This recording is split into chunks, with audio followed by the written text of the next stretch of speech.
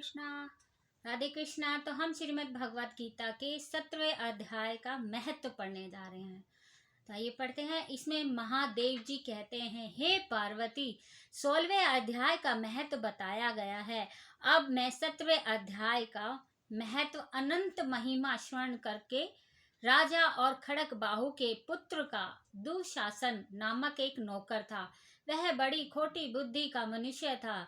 एक बार वह मांडलिक राजकुमारों के साथ बहुत धन की बाजी लगाकर हाथी पर चढ़ा और कुछ ही कदम आगे जाने पर लोगों के मना करने पर भी वह मूढ़ हाथी के प्रति जोर जोर से कठोर शब्द करने लगा। उसकी आवाज सुनकर हाथी क्रोध से अंधा हो गया और दुशासन पैर फिसल जाने के कारण पृथ्वी पर गिर पड़ा। दुशासन को गिरकर कुछ कुछ उच्छ्वास लेते हुए देख काल के समान निर्कुंस हाथी ने क्रोध में भरकर उसे ऊपर फेंक दिया। ऊपर से गिरते ही उसके प्राण निकल गए। इस प्रकार कालवश मृत्यु को प्राप्त होने के बाद उसे हाथी योनि मिली और सिंघल द्वीप के महाराज के यहाँ उसने अपना बहुत समय बिताया था। सिंघल द्वीप के राजा की महाराज खड़क बाहु से बड़ी मैत्री थी, अतः उन्होंने जल के मार्ग से उस हाथी को मित्र की प्रशंसा के लिए भेज दिया। एक दिन राजा ने श्लोक की समस्या पूर्ति से संतुष्ट होकर किसी कवि को पुरस्कार रूप में वह हाथी दे दिया और उन्होंने 100 स्वर्ण मुद्राएं लेकर उसे मालवन रेश के हाथ बेच दिया। कुछ काल व्यतीत होने पर वह हाथी यत्न पूर्वक पालित होने पर भी असाध्य ज्वर से ग्रस्त होकर मरणासन्न हो गया। हाथी वालों ने जब उसे ऐसी शोचनीय अवस्था देखा तो राजा के पास जाकर हाथी के हित के लिए शीघ्र ही सारा हाल कह सुनाया। महाराज आपका हाथी अस्वस्थ जान पड़ता है। उसका खाना पीना और सोना सब छूट गया है। हमारी समझ में नहीं आता है इसका क्या कारण है। हाथी वालों का बताया हुआ समाचार सुनकर राजा ने हाथी के रोगों को पहचानने वाले चिकित्सा कुशल मंत्रियों के साथ उस स्थान पर पदार्पण किया जहां हाथी ज्वर ग्रस्त होकर पड़ा था। राजा को देखते ही उसने ज्वर जनित वेदना को भूलकर संसार को आश्चर्य में डालने वाली वाणी में कहा, संपूर्ण शास्त्रों के ज्ञाता, राजनीति के समुद्र, शत्रु समुदाय को परास्त करने वाले तथा भगवान विष्णु के चरणों में अनुराग रखने वाले महाराज, इन औषधों से क्या लेना। वैद्यों से भी कुछ लाभ होने वाला नहीं है। दान और जप से भी क्या सिद्ध होगा। आप कृपा करके गीता के 17वें अध्याय का पाठ करने वाली किसी ब्राह्मण को बुलाइए।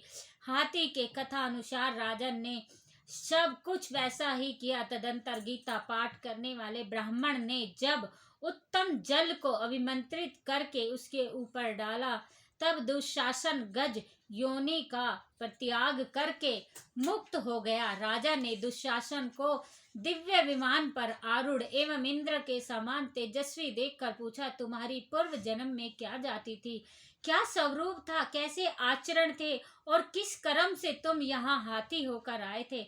यह सारी बात मुझे बताओ। राजा के इस प्रकार पूछने पर संकट से छूटे हुए दुशासन ने विमान पर बैठे ही बैठे स्थिरता के साथ अपना पूर्व जन्म का उपयुक्त समाचार यथावत कह सुनाया। तत्पश्चात नरश्रेष्ठ मालवन नरेश भी गीता के 17वें अध्याय का पाठ करने लगे। इससे थोड़े ही समय में उनकी मुक्ति हो गई। ओम श्री परमात्माय नमः। श्रीमद् भगवद गीता के अब हम 17वां अध्याय पढ़ रहे हैं। इस प्रकार भगवान के वचन सुनकर अर्जुन बोले, हे कृष्ण, जो मनुष्य शास्त्र विधि को त्याग कर केवल श्रद्धा से युक्त हुए देवादिकों को पूजता करता है, उनकी स्थिति फिर कौन सी है। क्या सात्विक है अथवा राजसिक है या किंवा तामसी। इस प्रकार अर्जुन के पूछने पर श्री कृष्ण भगवान बोले, हे अर्जुन, मनुष्य की वह बिना शास्त्रीय संस्कारों के केवल स्वभाव से उत्पन्न हुई श्रद्धा सात्विक और राजसी तथा तामसी ऐसे तीनों प्रकार की होती है, उसको तू मेरे से सुन। हे भारत, सभी मनुष्यों की श्रद्धा उनके अंतकरण के अनुरूप होती है तथा यह पुरुष श्रद्धा में है। इसलिए जो पुरुष जैसी श्रद्धा वाला है वह स्वयं भी वही है, अर्थात जैसी जिसकी श्रद्धा है वैसे ही उसका स्वरूप है। उनमें सात्विक पुरुष तो देवता को पूजते हैं और राजस पुरुष यक्ष और राक्षसों को पूजते हैं तथा अन्य जो है वो तामस मनुष्य है, वे प्रेत और भूत गणों को पूजते हैं। हे अर्जुन, जो मनुष्य शास्त्र विधि से रहित केवल मन कल्पित घोर तप को तपते हैं तथा दंभ और अहंकार से युक्त एवं कामना अशक्ति और बल के अभिमान से भी युक्त है तथा जो शरीर रूप से स्थित भूत समुदाय को अर्थात शरीर मन इंद्रियों को रूप में परिणित हुए आकाशदी पांचों भूतों को अंतकरण में स्थित मुझे अंतर्यामी को भी कृश करने वाले हैं, उन अज्ञानियों को तू अश्री स्वभाव वाला जान। हे अर्जुन, जो श्रद्धा तीन प्रकार की होती है वैसे ही भोजन भी सबको अपनी अपनी प्रकृति के अनुसार तीन प्रकार से प्रिय और वैसे ही यज्ञ तप और दान भी तीन तीन प्रकार के होते हैं। उनके इस न्यारे न्यारे भेदों को तू मेरे से सुन। आयु बुद्धि बल आरोग्य सुख और प्रीति को बढ़ाने वाले एवं रस युक्त चिकने और स्थिर रहने वाले तथा स्वभाव से ही मन को प्रिय ऐसे आहार अर्थात भोजन करने के पदार्थ तो सात्विक पुरुष को प्रिय होते हैं। कड़वे खट्टे लवण युक्त और अति गर्म और तीक्ष्ण रूखे और दहाकारक एवं दुख चिंता और रोगों को उत्पन्न करने वाले भोजन होते हैं। भोजन करने के पदार्थ राजस पुरुष को प्रिय होते हैं तथा जो भोजन अधपका रस रहित और दुर्गंध युक्त एवं बासी और उचित छष्ट तथा जो अपवित्र भी है वह भोजन तामस पुरुष को ही प्रिय होता है। हे अर्जुन, जो यज्ञ शास्त्र विधि से नियत किया हुआ तथा करना ही कर्तव्य है ऐसे मन को समाधान करके फलों को न चाहने वाले पुरुष को द्वारा किया जाता है वह यज्ञ तो सात्विक है। और हे अर्जुन, जो यज्ञ केवल दंभाचरण के लिए अथवा फल को भी उद्देश्य रख कर किया जाता है उस यज्ञ को तू राजस जान तथा शास्त्र विधि से हीन और अन्न दान से रहित एवं बिना मंत्रों के बिना दक्षिणा के और बिना श्रद्धा के किए हुए यज्ञ को तामस यज्ञ समझ। हे अर्जुन, देवता ब्राह्मण गुरु और ज्ञानी जनों का पूजन एवं पवित्रता सरलता ब्रह्मचार्य और अहिंसा एवं शरीर संबंधी तप कहा जाता है तथा जो उद्योग को न करने वाला प्रिय और हितकर एवं यथार्थ भाषण है और जो वेद शास्त्रों के पढ़ने का एवं परमेश्वर नाम जपने का अभ्यास है वह निस्संदेह वाणी संबंधी तप कहा जाता है तथा मन की प्रसन्नता और शांत भाव एवं भगवत चिंतन करने का स्वभाव मन का निग्रह और अंतकरण की पवित्रता ऐसे यह मन संबंधी तप कहा जाता है। परंतु हे अर्जुन, फल को न चाहने वाले निष्कामी योगी पुरुषों द्वारा परम श्रद्धा से किए हुए उस पूर्वोत्तर तीन प्रकार के तप को सात्विक कहते हैं और जो तप सत्कार मान और पूजा के लिए अथवा केवल पाखंड से ही किया जाता है वह अनिश्चित है और क्षणिक